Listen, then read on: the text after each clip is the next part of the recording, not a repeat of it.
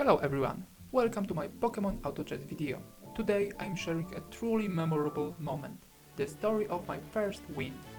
It was a roller coaster ride filled with some epic decisions and a lot of beginners' mistakes. Let's dive in. This game didn't start off as planned. I forgot to turn on the recording, so we are jumping in the end of stage 7. I lost that stage. Let's take a look at what we've got here. I'm already down 20 HP. Ouch. And my roster is all over the place. It's chaos. At this point I'm scrambling to figure out a solid strategy. Grass synergy or maybe flying back. Both are looking like viable options, but I need more time to figure this puzzle out. Stage 8 hits. And another hard loss. It's clear I need to power up immediately. Enter Turtwig, a personal favorite of mine for his tankiness through the game. If only I could find more of grass Pokémon to really solidify that grass synergy. Here's where my impatience comes back to bite me. I didn't hold on to my items for the perfect moment. Instead, I jumped the gun, thinking I couldn't afford to wait. Big mistake, lesson learned, patience is key. Battle against Gyarados wasn't a challenge, as usual. Now I've got my eye on the portals. There's only one grass and one bug. Please give me what I need. Yes! Got it. Let's see what I get here. At this point, I'm still figuring out what actually works in this game. My decision making is a mix of my gut feeling and what worked in a previous match. For example, I went with Tapu Bulu here because he reminded me of Zapdos, who gave me great results before. Was it the right call? Should I have gone for Kekilion or leaned harder into bug synergy? No idea, but I committed to grass. Paras joins the team next, boosting both grass and bug synergy. But here's the catch, I had no clue what his ability was. Under time pressure I placed him terribly.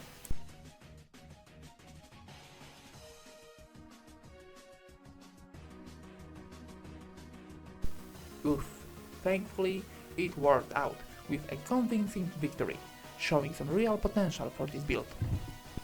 With another grass bug Pokémon added to the roster and an evolution unlocked, things are starting to come together. Sort of. Time, however, is not on my side, and I'm scrambling to optimize. And I decide to sell Hoppip to hit 50 gold and keep my economy healthy. My damage distribution is far from ideal.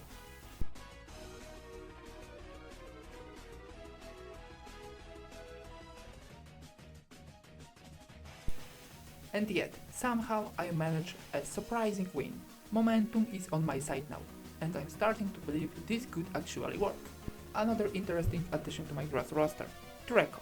Honestly, my item selection is still all over the place at this stage of my gameplay.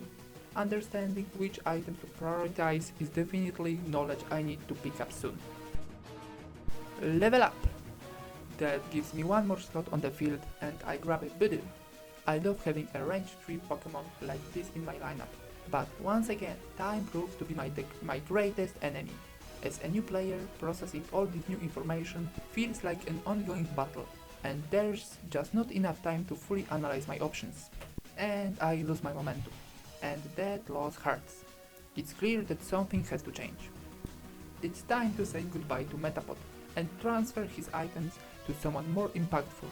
I adjust my strategy and make the obvious move, equipping my unique pick with those items. It's my best chance to boost power level. Evolutions are really starting to feel essential now, and I desperately need a power spike. Oh great, next up is a battle with the leader.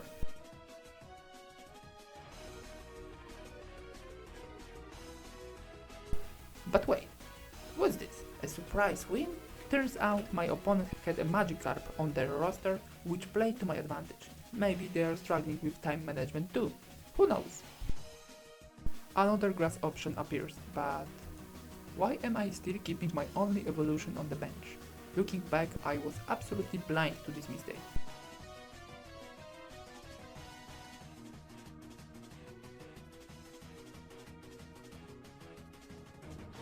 There is some pairs now, so evolutions are finally getting closer. Paras gets some love, I give him some items. I must have a plan here, right? Right? Finally, an evolution. Now a battle against the 8th player on the leaderboard. Let's see how it goes. The damage distribution is looking much better this time, and Paras is really pulling his weight. He's got some punch. At this stage I finally remember to harvest the berries. It's time to level up again and strengthen the roster even further. Oh, Bulbasaur joins the team. Draco unfortunately isn't living up to expectation anymore, so my faith in him is fading. Poor Nuzleaf keeps getting pushed to the back of the line. Every time he's up for consideration, there is always someone ahead of him. And let's not forget Bellsprout. This is the second time I've ignored him. Was that a mistake? He might have fit well into the roster. Next up is a fight against a player with one of the lowest HP. This one is an easy win. A few rolls were disappointing, so I decided to focus on XP instead. Quick question for the experienced players out there. If I get an Ultra Pokémon this early, should I grab it for the temporary power spike, even if it doesn't fit my synergy and cost me some bonuses? Let me know in the comments. Finally, I'm starting to make better use of Paras's ability.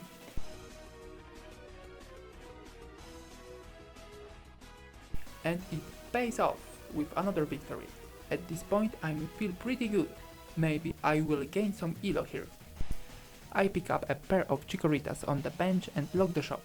Now I know I can do this much faster with short gift. And of course I'm sticking to the 50 gold threshold for maximum income.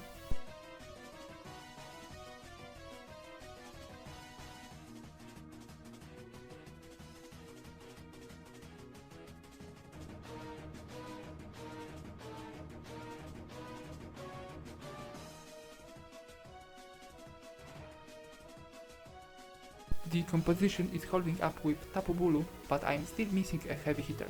Where are my evolutions? At stage 19, I bench Skiploom and cross my fingers for the next portal. Portal time! Give me grass! I know I already have full synergy, but the 20% boost from Tapu Bulu could make a huge difference for my strongest Pokémon. And I got it! For the first time, Salabi appears in my game.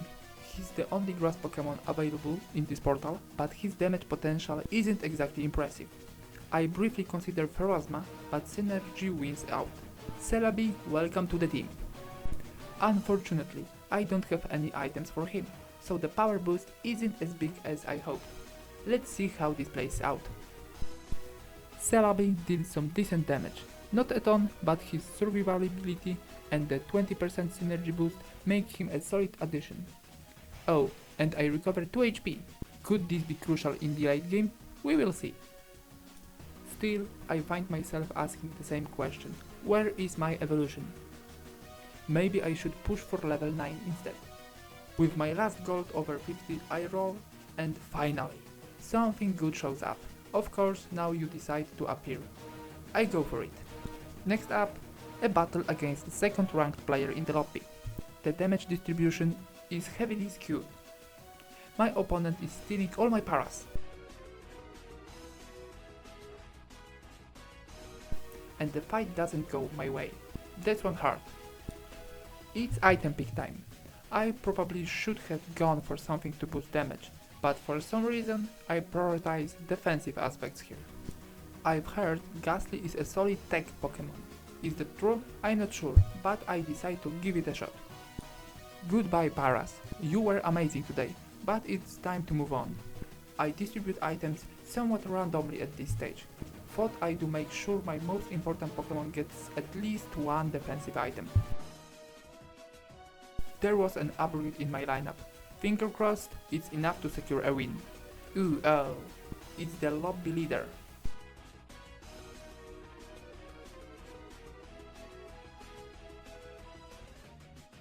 I lost, but here's the silver lining. The gap between us is shrinking. I feel like I'm catching up. Finally, Ditto shows up, but it's pretty late in the game for his first appearance. Cherubi also joins the team. This little grass Pokémon is all about survivability, and I managed to grab 2 of them right away. Not bad. But was it a mistake to chase evolution right before a PvE round? I'm not sure, especially since the next fight feels like a must-win moment.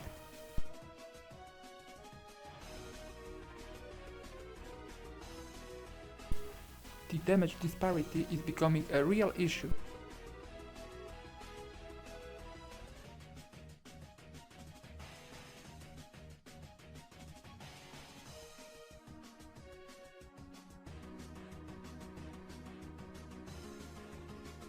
And with only 29 HP left, I'm running out of time. Celebi needs to pull more weight. And finally, I equip him with an item. Oh, and those berries I keep forgetting about? Yeah, they are probably pretty important right now. Time for a little break during the PvE round, where I finally have time to harvest some berries. Another defensive item, not great. On the bright side, I pick up a second Bulbasaur, which is a nice addition. My front line is shaping up to be quite tanky. As things heat up, I decide to use berries for the first time to increase my chances in the next stage. Every little advantage counts at this point. Level 9 is within reach. It's the battle of the top 4. How did Grottle block that much damage? I'm seriously impressed, or is this just a bug? Huge win! Honestly, I'm surprised things are going this well at this point. Let's see if I can keep this momentum going. We are entering the late game, so it's time to spend some extra gold. Level 9 achieved. This Grass 8 synergy might not be the most optimal choice, but it's what I've got to work with right now. Next up, another battle with the Paras Stealer. That ominous smoke always seems to spell trouble for me. Thankfully, Ghastly is putting in some solid work alongside Celebi. My range Pokémon are carrying this fight. I realized too late that I should have taken a box item for Celebi instead of the badge. Item knowledge definitely comes with time. Snover is a good addition to my roster, but I make a questionable sell, and the item goes to a support Pokémon. My item placement is becoming a real menace here. Now it's time to test my power level in a battle against the lobby leader.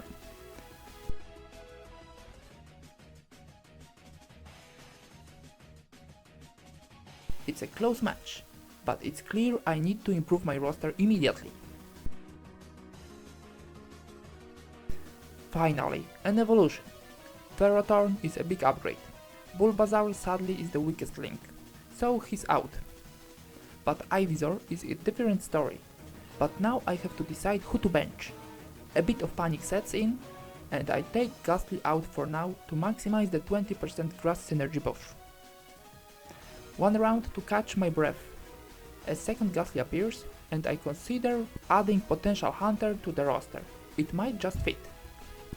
Next item pick. I desperately need more damage, so this choice is easy. Unfortunately, Celebi already has this item, so I need to assign it to another carrier. This is also the perfect time to use berries. My last fight was too close for comfort, and this could be the decisive edge I need. Hunter is finally available, but I ran out of time to slot him in. Ferrothorn's positioning is, let's say, less than ideal, but surprisingly he manages to taunt some damage in the second tempo and support my backline. Maybe it wasn't such a bad placement after all. Huge win! With this victory my chances of winning have gone up significantly. Now it's time to sub in Hunter and fix Ferrothorn position. I notice a stage 1 Pokémon still sitting in my front line. That needs to be priority to replace. On to the next battle.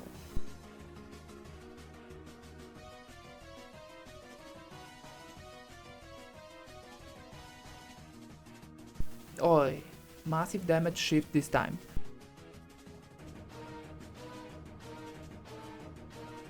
There's no room for mistakes now. Snover's evolution could be a game changer here, but I'm feeling the pressure. When in doubt I make a random change, switching my whole formation and positioning Ferrothorn as a backline guard. It worked last time, so finger crossed, it works again. This is it. I have to win this fight. If there is a next round, Snover's evolution could make a huge difference.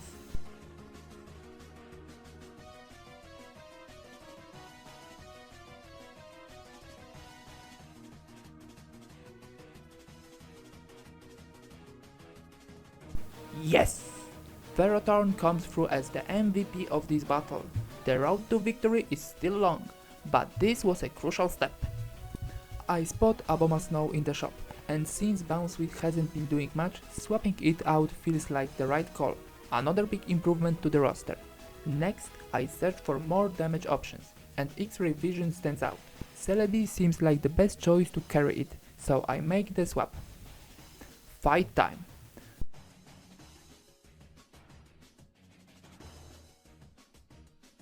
Ferrothorn and Abomasnow are shining stars in this round. My front line is solid. And the victory is convincing. My unlucky opponent clings on with just 1 HP. The final fight is coming, but first the carousel. I pick an item I'm most familiar with at this point. Hindsight, Wonderbox might have been the better option. A lesson learned. Then, a twist. My opponent quits? Here I had tough decision. Should I sell Ivysaur or another Pokemon to grab Torterra? My item placement has been random all game, so this feels like another gamble. I use my last berries to secure the win. Every little advantage counts here.